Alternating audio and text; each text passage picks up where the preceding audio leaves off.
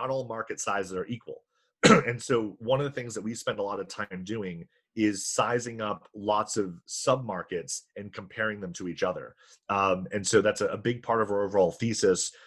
When we're going after, for example, when we were going after the lab growing cell space, we were looking at all of the different parts of the human body that you could lab grow.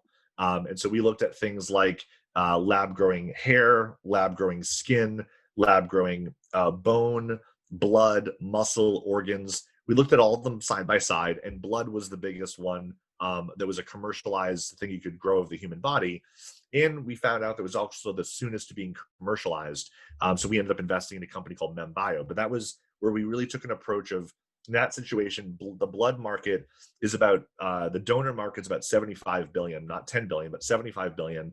And there's a blood shortage of probably another 12 to 25 billion. So it's basically $100 billion market that you could potentially replace if you could lab grow blood. And that's something where there's a potential that you could be a significantly bigger than 1% market penetration if you could replace all donor blood with lab growing blood. So we look for opportunities where we know from the beginning it's a really massive market, well above 10 billion.